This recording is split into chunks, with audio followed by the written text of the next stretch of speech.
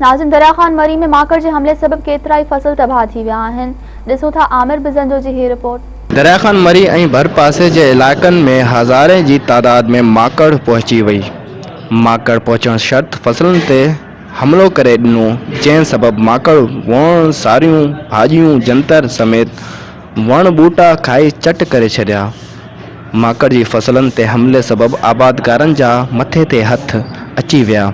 आबादगार ग़ुलाम मोहम्मद, परवेज़, ग़ुलाम अब्बास ऐं ॿियनि दाहींदे चयो त अॻेई फसलनि जा अघ नथा थियनि, जंहिं सबबि आबादगारनि ॾींहों ॾींहुं कर्ज़ी थींदो पियो वञे ऐं पेडी वारनि पारां वण जो 2 नंबर ॿिज आबादगारनि खे ॾियण सबबि वण जो पोखाई ॾाढी मुतासिर थी आहे।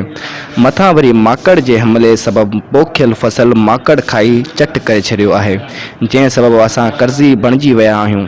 हिननि वधीक चयो त हुकूमत बर वक़्तु माकड़ मार स्प्रे कराए हा त माकड़ नुक़सान न पहुचाए सघे हा, पर हुकूमत जे नाअहली सबबि माकड़ पूरे सिंध में पहुची वई आहे।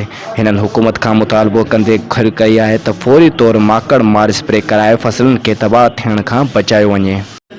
कैमरामैन राकान बिज़ंजो सां गॾु आमिर बिज़ंजो, मेहरान टीवी, दरिया खान मरी।